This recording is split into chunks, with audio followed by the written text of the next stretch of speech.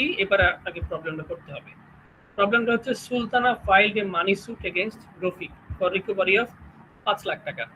আমরা জানি মানি স্যুটে অ্যাটাচমেন্ট বিফোর জাজমেন্ট দেওয়া যায়, তাই না? যায় কি? যায়।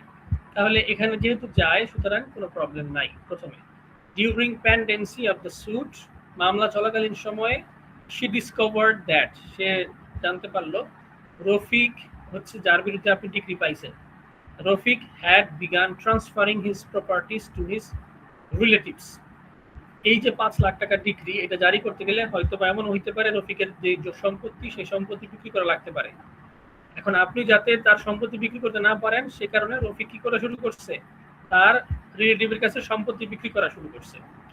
শি ফাইলড অ্যান অ্যাপ্লিকেশন, তখন এই সুলতানা কি করলো, একটা অ্যাপ্লিকেশন ফাইল করলো অ্যাটাচমেন্ট ফর বিফোর জাজমেন্টের, supported by an affidavit containing only the general allegation that the defendant intends to defeat the decree.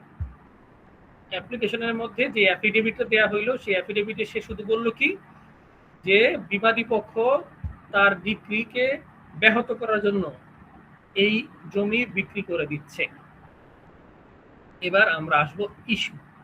আমরা সবসময় একটা স্পেসিফিক রুলস অ্যাপ্লাই করব, যেটাকে বলা হয় ইরাক। ইস্যুর আই, রুলের আর, অ্যাপ্লিকেশনের এ, আর কনক্লুশনের সি, এই সব মিলে হয় ইরাক। এটা হচ্ছে একটা internationally recognised problem solution module, ঠিক আছে? আপনি যদি বিদেশে পড়তে যান, সেখানে দেখবেন ইউনিভার্সিটিগুলোতে প্রবলেম যখন দেওয়া হয়, তখন সবাই ম্যাক্সিমামই এই রুলসটা ফলো করে। এখন আপনাকে দেখতে হবে যে এখানে মূল পয়েন্টটা কি বলেছে। মূল পয়েন্টটা বলেছে যে এখানে একজন বাদী তার বিবাদের বিরুদ্ধে একটা ডিক্রি পেয়েছে, বিবাদী সেই ডিক্রির যাতে করে সমস্যা সৃষ্টি করতে পারে, সে কারণে তার সম্পত্তিগুলো তার আত্মীয়ের কাছে বিক্রি করা শুরু করেছে। তখন বাদী কি করলো, attachment before judgement of his property করার জন্য আদালতে একটা আবেদন করলো, এবং সেই আবেদনটা সে করলো হচ্ছে সাপোর্টেড বাই অ্যান অ্যাফিডেভিট, যেখানে সে শুধুমাত্র একটা জেনারেল এলিগেশন দিল, যা যেখানে বলা আছে যে defendant intends to defeat the decree, defendant শুধুমাত্র ওই ডিক্রিটাকে ডিফিট মানে ব্যাহত করতে চাচ্ছে।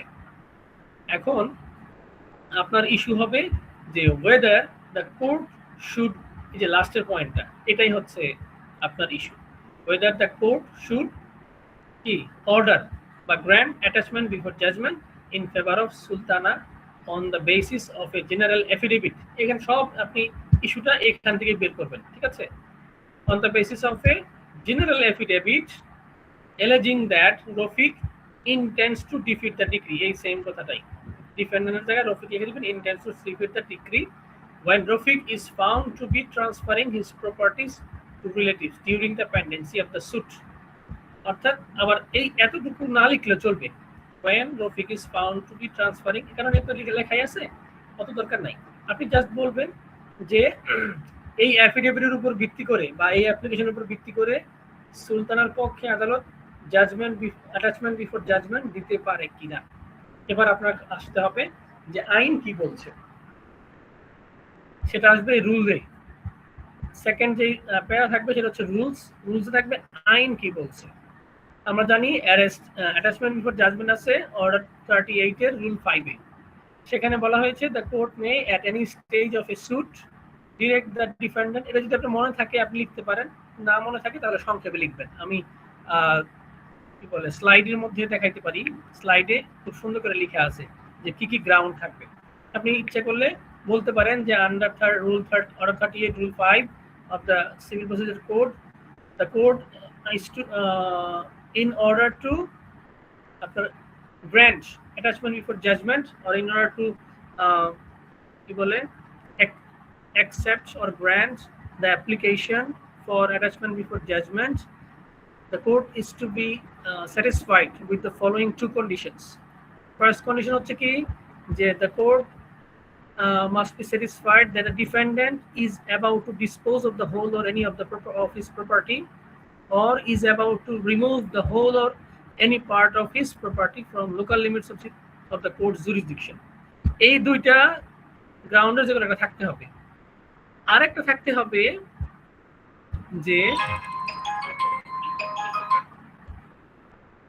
crucially rule 5 sub rule 2 তে বলা হয়েছে যে the application to be supported by an affidavit that must set out specific facts and circumstances justifying the belief that the defendant intends to defeat the decree. দেখেন এখানে কিন্তু স্পষ্ট বলা আছে সাপোর্টেড এই rule sub rule rule 5 sub rule 2 তে শুধু বলা নাই, এটা এই জাজমেন্টে বলা আছে, যে জাজমেন্টটা আপনাদের স্লাইডে পাবেন।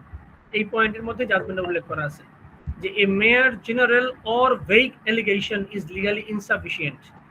দেখেন এইখানে কিন্তু প্রবলেমে স্পষ্ট করে বলে দিয়েছে যে এখানে জেনারেল এলিগেশন ছিল যে defendant intends to defeat the decree, আর জাজমেন্টে কি বলছে যে শুধু জেনারেল একটা এলিগেশন হইলে হবে না, তাহলে কি লাগবে? The court must be satisfied that one of the two conditions above, এই যে এই দুইটা কন্ডিশন অর্থাৎ এ আর হচ্ছে বি, সাব রুল রুল 5 এর যে এ আর বি, যে সে তার সম্পত্তি ডিসপোজ করার মানে অপসারণ করা অথবা বিক্রি করার চেষ্টা করতেছে, এই কন্ডিশনে একটা মিট হইতে হবে। Are the property is properly described with full particulars, এই যে এইটা কিন্তু এখানে নাই। যেই সম্পত্তিটা বিক্রি করার জন্য চেষ্টা করতেছে সেই সম্পত্তিটাকে সুস্পষ্টভাবে তার অ্যাফিডেভিটে উল্লেখ করতে হবে তফসিল সহকারে। যেহেতু সুলতানা তার অ্যাপ্লিকেশনের মধ্যে এই তফসিল সহকারে স্পেসিফাইড করে সম্পত্তিটা উল্লেখ করেনি, সুতরাং আমরা অ্যাপ্লিকেশনে গিয়ে বলতে পারি যে applying the above law to the facts two question arises. দুইটা কোশ্চেন অ্যারাইজ করে, একটা হচ্ছে যে সেখানে সম্পত্তি বিক্রি করার কোনো পাইতারা চলতেছে কিনা, তাহলে আপনি দেখতে পারেন, দেখেন রিগার্ডিং দ্য অ্যাফিডেভিট, প্রথমে ওরা অ্যাফিডেভিটের প্রশ্ন তুলছে যে অ্যাফিডেভিট সম্পর্কে বলা যায় যে সুলতানার অ্যাফিডেভিটটা অনলি জেনারেল স্টেটমেন্ট আছে যে the defendant intends to defeat the decree, সুতরাং ইট ডিসক্লোজেস নো স্পেসিফিক ফ্যাক্টস, এখন স্পেসিফিক ফ্যাক্টস ডিসক্লোজ করে না, কোনো ডিটেইলস অফ দ্য প্রপার্টি নাই, যেই প্রপার্টি ট্রান্সফার করতেছে অথবা কার কাছে ট্রান্সফার করতেছে, কত দামে ট্রান্সফার করতেছে, কোন ধরনের সাসপিশিয়াস সার্কামস্ট্যান্স বা সন্দেহজনক পরিস্থিতির কারণে আপনি মনে করতেছেন যে এটা আপনার এই ডিক্রিটাকে ডিফিট করবে, এই ধরনের স্পেসিফিক কোনো গ্রাউন্ড যেহেতু সে তার অ্যাফিডেভিটে উল্লেখ করে নাই, সুতরাং আমরা বলতে পারি যে এটা under order 38 rule 5+2 and the principle established in a judgment case such a vague affidavit is legally defective. এই ধরনের অস্পষ্ট এফিডেভিট দিয়ে as attachment before judgment এর অ্যাপ্লিকেশন দেয়া legally defective and cannot by itself support an order of attachment. সুতরাং এই ধরনের affidavit দ্বারা আদালতের কাছ থেকে অ্যাটাচমেন্টের আদেশ পাওয়া সম্ভব নয়।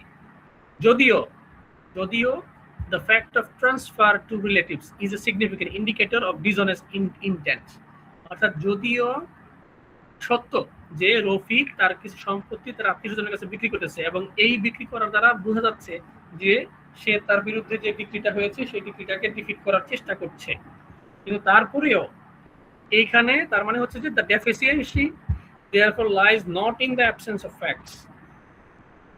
ফ্যাক্টস আছে, আপনার গ্রাউন্ডস আছে, প্রথম গ্রাউন্ডস, কিন্তু but the deficiency is lies in the failure to incorporate those facts into the affidavit. কিন্তু অ্যাফিডেভিটে যে আপনি এই ফ্যাক্টগুলো উল্লেখ করতে পারেন নাই, এটাই হচ্ছে আপনার ব্যর্থতা, আর এই ব্যর্থতার কারণেই আপনি কোর্টের কাছ থেকে অ্যাটাচমেন্ট বিফোর জাজমেন্টের যে আদেশটা সেটা পেতে পারেন না।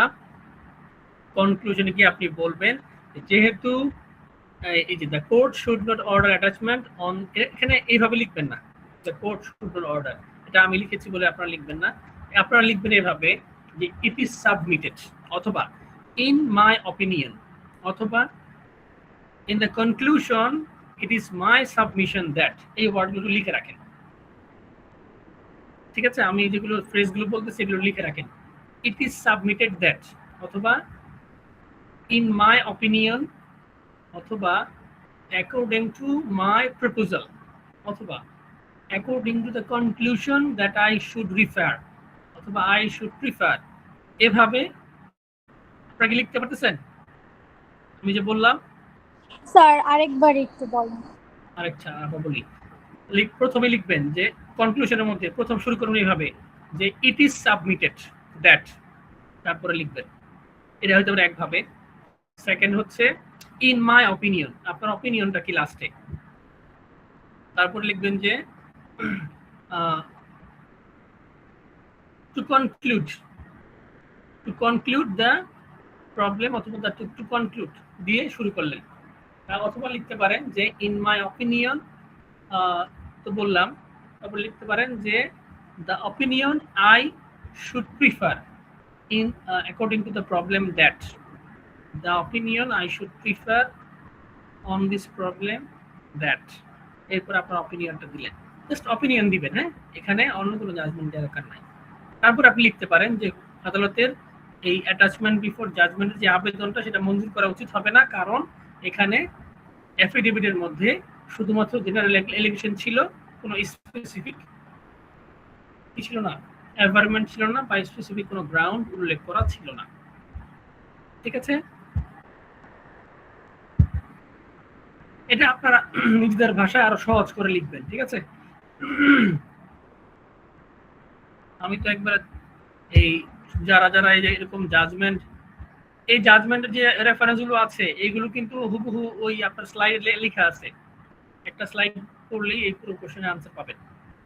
সুতরাং স্লাইডগুলো কিন্তু ভালো করে পড়তে হবে, লেখাপড়া একটু ভালো করে না করলে কিন্তু নাম্বার ভালো পাওয়া যাবে না। ঠিক আছে, নেক্সট কিভাবে কোশ্চেন আনসার করতে হবে,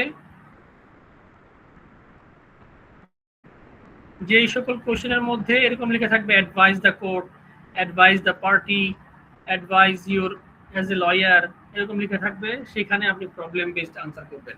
আর যেখানে প্রবলেমের মতো লেখা আছে কিন্তু লাস্টে বলা আছে যে প্রসিজার কি, এটা কি ওইটা কি, বিভিন্ন ইনফরমেশন চায়, তখন কিন্তু আপনারা নর্মাল ওই ইনফরমেশন অনুযায়ী অ্যাকর্ডিং টু ইনফরমেশন লিখে যাবেন। ঠিক আছে, ওখানে প্রবলেম বেসড আনসার লিখতে হবে না, মানে এই ইরাক ফলো করে লিখতে হবে না। যেখানেই এই অ্যাডভাইস চাইবে সেখানেই আপনি ইরাক ফলো করে অ্যাডভাইস করবেন। বুঝা গেছে স্যার? অ্যাডভাইস বাদ দিয়ে বাকিগুলো থিওরিটিক্যাল টাইপ হবে নাকি? থিওরিটিক্যাল আপনি বুঝবেন, যেমন ধরেন প্রবলেম লেখা আছে এখানে, ধরেন আমি বলি থিওরিটিক্যাল এমন হতে পারে, ধরেন বললো যে সে রফিকের বিরুদ্ধে একটা মানে ডিগ্রি পাইছে, এখন during the pendency of the suit Rafiq একটা জমি বিক্রি করছে এবং ওই জমির বিক্রির বিরুদ্ধে সুলতানা একটা আবেদন করেছে। এখন আপনি বলেন যে অ্যাটাচমেন্ট বিফোর জাজমেন্টের কি কি গ্রাউন্ডে অ্যাটাচমেন্ট বিফোর জাজমেন্ট অ্যাপ্লাই হতে পারে এবং এই প্রবলেমের ভিত্তিতে কোন কোন যুক্তিতে আপনি অ্যাডভাইস করতে, সরি, কি কি গ্রাউন্ডে অ্যাটাচমেন্ট বিফোর জাজমেন্ট আদালত মঞ্জুর করতে পারে, এরকম যদি প্রবলেমটা হয়, মানে প্রবলেমের লাস্টে যদি কোশ্চেনটা এরকম হয় বা ইন্ডিকেশনটা এরকম হয়, তাহলে আপনি নর্মালি থিওরি। ঠিক আছে, যখন আপনার কাছে চাইবে যে অ্যাটাচমেন্ট বিফোর জাজমেন্টের অ্যাপ্লিকেশন গ্রান্ট করার ক্ষেত্রে কি কি শর্ত পূরণ করতে হয়, বা লিখলো যে describe the general provision of attachment before judgement under the code of civil procedure, এরকম যদি কোশ্চেন হয় তখন আপনি কি করবেন, থিওরিটিক্যাল লিখে যাবেন, ওখানে আর প্রবলেম বেস লিখতে হবে না। কিন্তু যখনই আপনার কাছে অ্যাডভাইস চাইবে পুরোপুরি প্রবলেমের উপর ভিত্তি করে, তখন আপনি কিন্তু এই প্রবলেম লিখবেন। ঠিক আছে স্যার? স্যার আপনি কি এটা থিওরিটিক্যাল কোশ্চেনের আনসারের জন্য বললেন? আমি হ্যাঁ বললাম যে প্রবলেমের মতো দেখা গেলেও অনেক প্রবলেমের আনসার এই ইরাক টাইপে লিখতে হবে না, মানে প্রবলেম বেস লিখতে হবে না।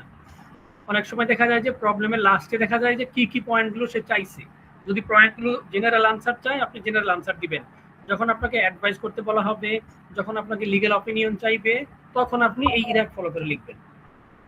জি স্যার, বুঝতে পারছি। অনেক সময় অনেক কোশ্চেনে থাকে যে অ্যানালাইজ হ্যাঁ, করতে হবে আপনারা অথবা ইভালুয়েট করতে আমি হবে। কিন্তু দেখছেন আমি কিন্তু প্রবলেমের মতো দিচ্ছি কিন্তু উত্তর চাইছি থিওরিটিক্যাল, ঠিক না? জি স্যার। তো ওরকম তো চিন্তা করে লিখতে হবে। সব প্রবলেম মানে ফ্যাক্ট দেখলেই সেটা যে প্রবলেমেটিক হবে বা প্রবলেম বেসড আনসার লিখতে হবে, এটা ভাবার কোনো কারণ নাই। আচ্ছা, আর কোনো প্রবলেম আছে?